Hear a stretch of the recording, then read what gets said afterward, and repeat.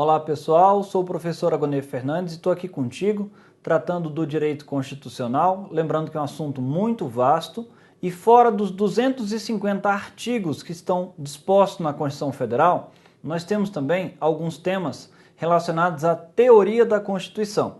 Esses temas normalmente estão estranhos ao texto constitucional. Alguns deles até vão achar sustentação no texto, mas como a gente vai ver na aula de hoje, por exemplo, nós vamos ver um tema que está totalmente doutrinário, totalmente fora da Constituição, ok?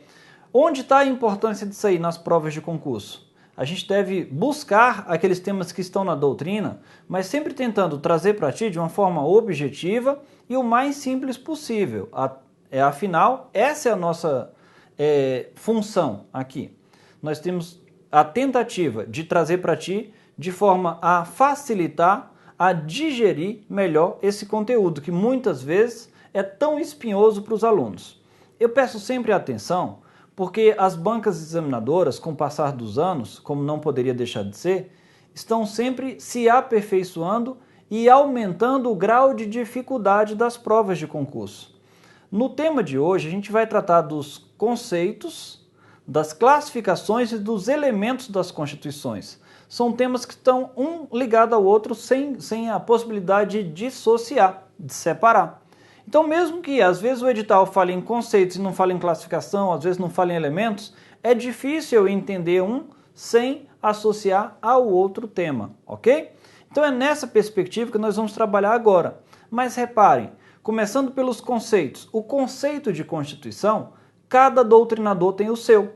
Então não seria justo eu conceituar a Constituição, porque seria na visão do professor Agonê Fernandes. Reparem que, para mim, a Constituição é a norma de maior hierarquia em um ordenamento jurídico que deve veicular limitações do poder público, organizar o Estado e organizar os poderes.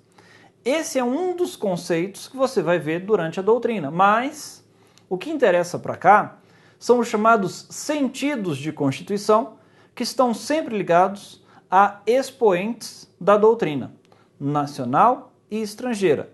Aqui os senhores verão que os doutrinadores mais cobrados em prova de concurso são exatamente os do exterior. Nada de doutrina brasileira, a não ser um que a gente cita depois em acréscimo, mas de pouca incidência nas provas de concurso, ok? Vamos lá então, ó. Dentro dos conceitos de Constituição, lembrando sempre que a gente vai buscar os sentidos. Há 3 conceitos ou sentidos muito discutidos nas provas de concurso, mas preste atenção. Para cada conceito, eu vou apontar um doutrinador e uma expressão-chave.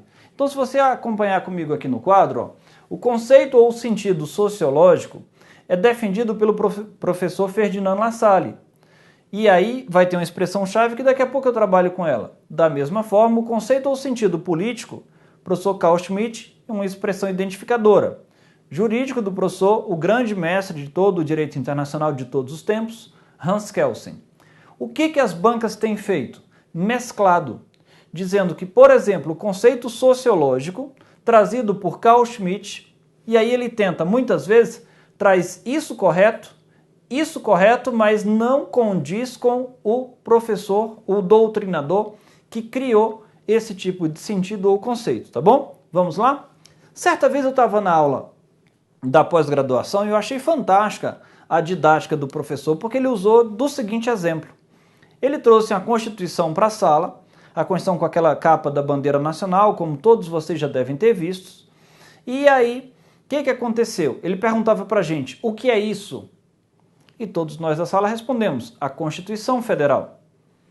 Para nossa surpresa, ele pegou e folheou o livro que ele tinha trazido.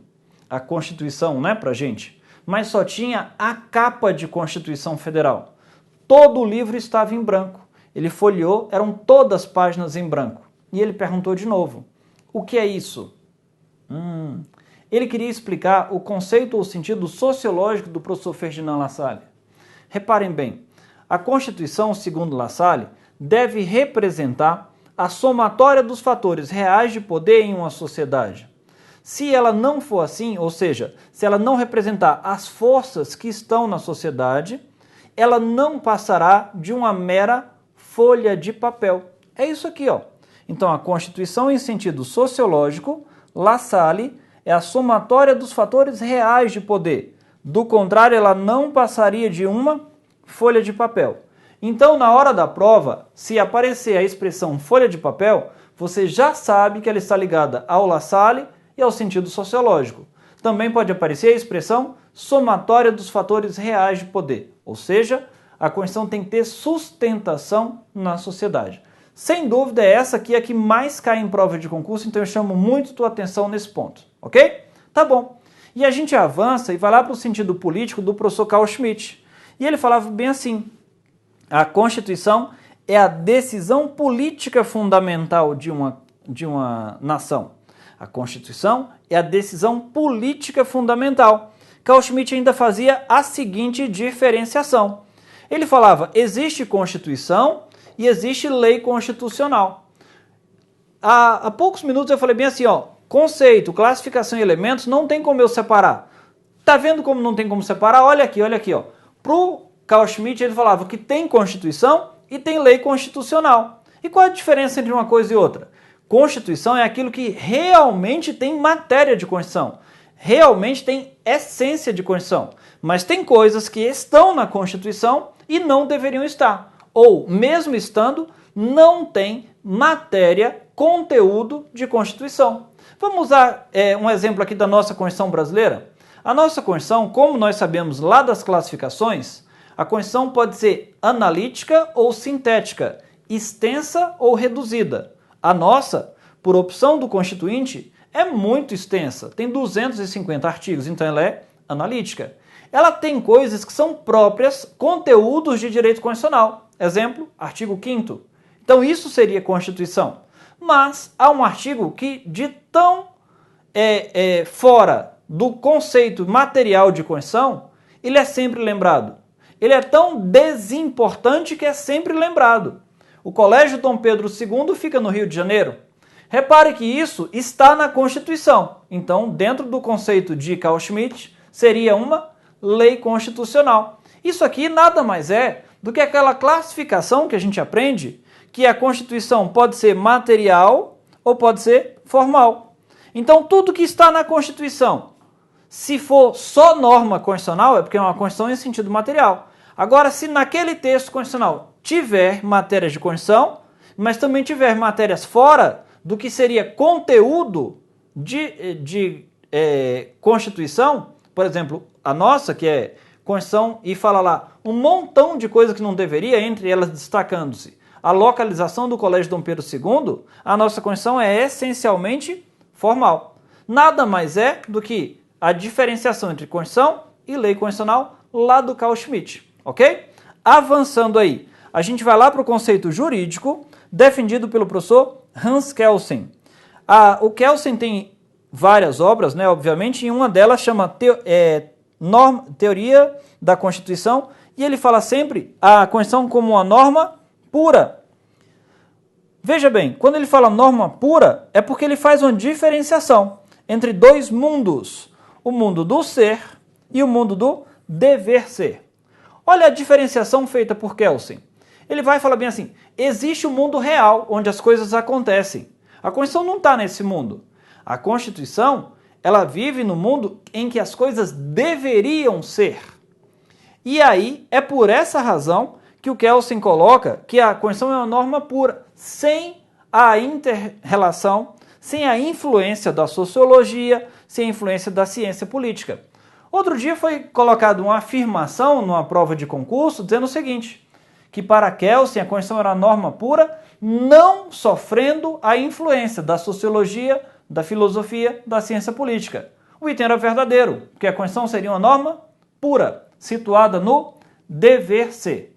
Kelsen, de tão importante, ele escreveu 2 constituições do mundo, da Áustria e da Alemanha. Ele contraposta, essa sua ideia de norma pura, né, teoria pura do direito, é contraposta pela ideia do professor Konrad Hess, também lá daquela mesma região, e o Konrad Hess fala bem assim, a força normativa da Constituição. Na verdade, o Konrad Hess, a ideia dele, passa muito por uma contraposição à ideia do Kelsen. Porque o Kelsen falava, a Constituição não sofre a influência do mundo real. Ele fala, tem o mundo do ser e a do dever ser. Já o Conrad Hess fala, não é bem assim. Na verdade, há uma influência sim do mundo da Constituição, ela é completamente influenciada dos aspectos reguladores da nossa sociedade. E ela deve ter uma força normativa, ok, professor Conrad Hess? E no âmbito do direito brasileiro, há uma classificação que é lembrada do professor J.H. Meireles Teixeira. A classificação do professor J.H. Meireles Teixeira leva em conta não a Constituição em sentido sociológico, nem político, nem jurídico. É chamada de Constituição em sentido culturalista. Presta atenção nisso. Então, a culturalista é a do professor J.H. Meireles Teixeira, o único brasileiro dessa turma. E o professor J.H. Meireles Teixeira, ou José Horácio Meireles Teixeira, ele leva em consideração outra expressão-chave. Aqui a nossa expressão era somatória dos fatores reais ou folha de papel. Do Carl Schmitt era decisão política fundamental. Do Hans Kelsen era a teoria da norma pura do direito. Do Conrad Hess, a força normativa. E quando a gente vem aqui para o culturalista, a gente vai ver que também vai ter uma expressão-chave, assim como essas outras têm. Qual é a expressão-chave do professor José Horácio Meireles Teixeira? Ele chama de Constituição em sentido total. Por que Constituição total? Ele diz que a nomenclatura por ele utilizada, a conceituação por ele utilizada, englobaria, teria aspectos relevantes de todos os outros setores da Constituição em sentido sociológico, político, jurídico. Então ele diz que ele engloba todos os demais, daí ele usa a expressão Constituição total. Beleza? Lembrando para a prova, as mais importantes, sem dúvida, são a primeira e a segunda, porque exatamente o examinador parte da premissa de confundir uma com a outra e fazer você errar a questão. Você viu aqui, muito simples, não tem como escorregar nessa casca de banana, tá bom? Vamos andar aqui, ó. Classificação das constituições. Aqui antes eu faço um alerta para você. São várias as classificações dos diferentes doutrinadores. A gente vai ver que cada um faz a sua, até porque a doutrina quer vender livro, né? O que eu reuni aqui para você são as classificações mais utilizadas nas provas de concurso. E aqui vai de novo a mesma observação que eu fiz lá nos conceitos ou sentidos de Constituição. O examinador, muitas vezes, ele faz uma afirmação que condiz com a realidade. Só que ele coloca um conceito quanto a outra situação. Exemplo, ó, aqui a gente está dizendo que quanto ao conteúdo, a Constituição pode ser formal ou material, coisa que eu vou trabalhar daqui a pouco. E ele fala bem assim, a Constituição brasileira, quanto à forma, pode ser material ou formal. Perdão, ele fala assim, ó, uma Constituição, quanto à forma, pode ser formal e material, sendo que a nossa é formal por trazer elementos dentro da Constituição que não são conteúdos de direito constitucional. Ou seja, repara aqui, ó, ele falou bem assim, ó, a Constituição, quanto à forma, pode ser formal ou material, sendo que a brasileira é formal por trazer também elementos que não seriam conteúdo de direito constitucional, exemplificando a localização do Colégio Dom Pedro II. Aí você vai e lembra bem assim, a nossa é formal mesmo. A nossa fala mais do que deveria. E ela fala até nesse Colégio Dom Pedro II. Então isso aqui tá certo. Tá não. Porque ele usou a classificação errada. E aí você tem que tomar cuidado por conta disso. Então ele pode dizer que quanto à origem, a Constituição é formal, ok? E aí a gente tem que ter muito cuidado e sempre revisitar esse tema na véspera das provas, por uma razão simples. Aqui é um tema doutrinário de difícil memorização por parte do aluno. Porque o que o aluno faz muitas vezes é lembrar quais as características da Constituição brasileira. Por exemplo, a gente fala, a nossa Constituição é promulgada, é rígida, é escrita, é formal, mas tu não lembra de acordo com qual classificação. E aí é onde você vai se arrebentar na prova, tá bom? Vamos começar então? A Constituição quanto à origem é um dos itens que mais cai em prova, sem dúvida. A Constituição pode ser promulgada, outorgada, cesarista ou pactuada. Reparem bem, quanto à origem, aqui a Constituição promulgada, como é o caso da nossa atual, ela conta com a participação popular. A Assembleia Nacional Constituinte, que é representante do povo brasileiro, se reuniu e de uma forma democrática promulgou a Constituição de 88. Mas algumas constituições brasileiras não tiveram esse respaldo popular, não tiveram feição democrática. Elas foram impostas pelo governante da época. Então elas foram outorgadas de maneira unilateral. A Constituição promulgada, então, tem respaldo popular. A Constituição outorgada, por sua vez, ela é imposta pelo governante. A Constituição cesarista, por sua vez, ela tem uma situação curiosa, porque ela mescla um pouco de cada um. Na verdade, ela é um texto pré-pronto, sem a consulta ao povo, um texto imposto, mas aí se pergunta para o povo de maneira não muito democrática. Pergunta: vocês aceitam ou aceitam essa Constituição? A doutrina, de modo geral, cita como Constituição cesarista a feita pelo general Augusto Pinochet lá no Chile, ok? Tá bom. Lembra da Magna Carta do Rei João Sem Terra? É um documento que sempre é lembrado, né? A Magna Carta do Rei João Sem Terra é um documento feito no ano de 1215 lá na Inglaterra. E ele é de extrema relevância para a prova. Por quê? Por 3 razões, basicamente. É na Magna Carta do Rei João Sem Terra que está previsto, de modo inicial, a figura do habeas corpus, o principal remédio constitucional de todo o mundo. É também na Magna Carta do Rei João Sem Terra que o maior princípio do direito processual está previsto, o princípio do devido processo legal. Por fim, e agora que nos interessa, é também na Magna Carta, é dela que se extrai o conceito de Constituição pactuada ou dualista. E por que ela é chamada de Constituição pactuada ou dualista? Porque ela é fruta de um acordo, de um pacto entre duas forças, o monarca e o poder legislativo. Então a Constituição pactuada ou dualista, quanto à origem, exemplo, Magna Carta do Rei João Sem Terra, ok? Tá bom. Vamos avançar aqui, ó. Quanto à possibilidade de alteração, ou quanto à possibilidade de modificação, tanto faz. A Constituição pode ser rígida, semi-rígida, que também pode levar o nome de semiflexível, flexível, imutável e fixa ou silenciosa. Essa última nomenclatura de fixa ou silenciosa é pouco usada em concurso.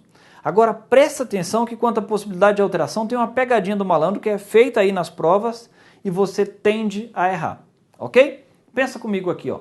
A Constituição rígida é aquela em que prevê um procedimento de modificação mais dificultoso do que aquele das outras normas. Por exemplo, aqui no direito brasileiro, a gente sabe que desenhando aquela pirâmide do Kelsen, para eu fazer uma emenda, o procedimento é bem rigoroso. 2 turnos, 3/5 em cada casa.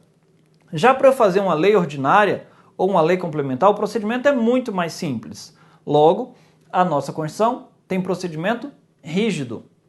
Cuidado que o professor Alexandre de Moraes, ele traz uma classificação minoritária na doutrina.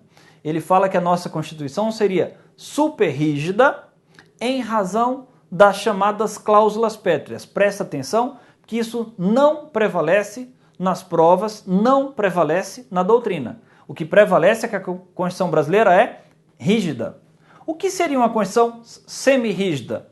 Na semi-rígida eu tenho pedaços dela que eu prevejo um procedimento mais difícil de alteração e tenho pedaços que eu prevejo um procedimento mais simples. Exatamente dentro daquela ideia da Constituição formal e material, naquilo que fosse matéria de Constituição, o procedimento seria difícil. Naquilo que tivesse apenas formalmente a natureza constitucional, por estar na Constituição, teria um procedimento mais fácil de alterar, ok? Presta atenção nisso agora, ó. A Constituição de 1824 foi semi-rígida. Semi-rígida é a mesma coisa de semiflexível. A nossa atual é que é rígida, ok? A nossa atual é promulgada. E aí, vamos andar. A flexível é aquela na qual o procedimento de mudança da Constituição e das leis em sentido geral é tudo igual. Então não tem essa questão da hierarquia para fazer a Constituição mais difícil, para fazer uma lei mais fácil. É tudo num pé só. Pouco cobrado em prova. A Constituição, vou pular aqui, a imutável, e vou lá para a Constituição fixa ou silenciosa. A Constituição fixa ou silenciosa é aquela na qual nada se fala, ela é silente, por isso silenciosa, ela nada fala quanto à possibilidade de alteração. ela está lá fixa. Ela se parece muito com a imutável, se você for olhar. Mas na imutável ela fala que não pode ser mudada.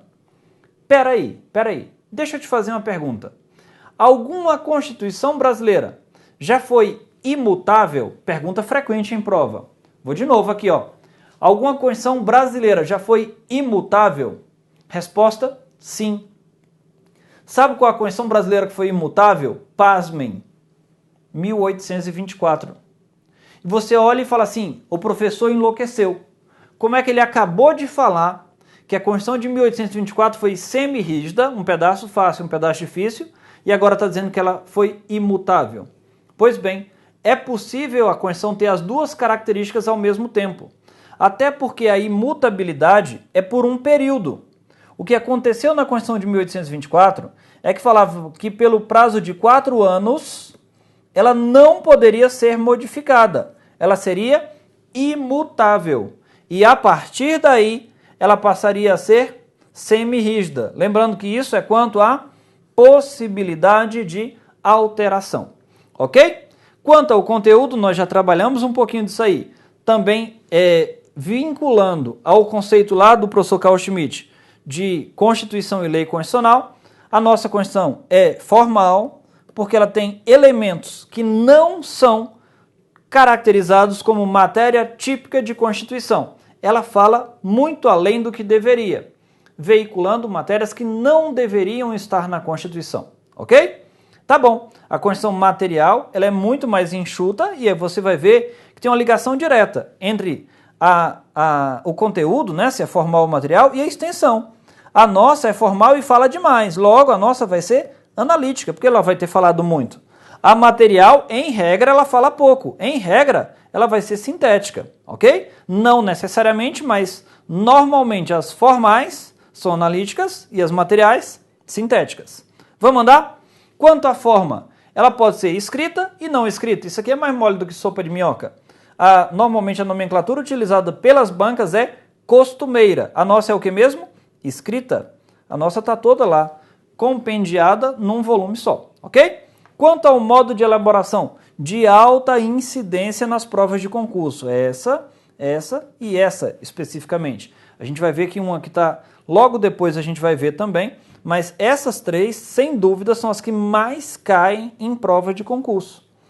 Quanto ao modo de elaboração, reparem, a Constituição pode ser histórica, formada paulatinamente ao longo dos anos, ao longo dos séculos, das décadas, vai se movimentando de pouco em pouco, ou pode ser reunida para fazer em um momento só, um momento histórico só, pega, faz, toca o barco. Ela não vai ser sendo formada aos poucos, ela é redigida em um momento histórico. A Constituição formada em um momento é chamada de dogmática. Foi exatamente o que aconteceu com a nossa Constituição. A Assembleia Nacional Constituinte, formada nos anos de 86 e 87, o produto final dela, Constituição de 88, Constituição quanto ao modo de elaboração, caracterizada como dogmática, ok? E a gente vem aqui para a extensão. Tem constituições de tamanho grande, de tamanho pequeno, falando bem em português bem claro. As de tamanho grande são chamadas de analíticas ou, presta atenção, dirigente. Já aquelas pequenas, que é o caso da Constituição dos Estados Unidos, né? A Constituição dos Estados Unidos tem pouquíssimos artigos e por isso ela sobrevive ao longo de tantos anos, ela é chamada também de sintética ou negativa. Notem os senhores que havia claramente uma preocupação ao se elaborar a Constituição de 88, ela é tão grande não é à toa. É porque a gente vinha de uma ditadura e o golpe militar impôs muitos percalços, né, ao Constituinte. Porque, regra geral, o pessoal que escreveu a Constituição era o pessoal que era perseguido pelo regime militar. Não é à toa que o artigo 5º é tão grande. O artigo 5º tem 78 incisos e se você analisar bem, muitos deles não são para proteger o povo de maneira geral. É para proteger exatamente quem era perseguido pelo regime militar. Lá fala, por exemplo, na proibição da pena de banimento, que é a expulsão do território nacional dos brasileiros, né? E qual era o brasileiro que era expulso do território nacional? Exatamente aquelas pessoas que eram contrárias à ditadura militar, ok? Então, até aqui eu faço uma pausa e a gente vai trabalhar com as outras classificações e também com os elementos das Constituições mais à frente um pouquinho. Até aqui nós vimos então os conceitos de Constituição em seus diferentes sentidos e também uma parte das classificações das Constituições, tá bom? Um abraço e até a próxima.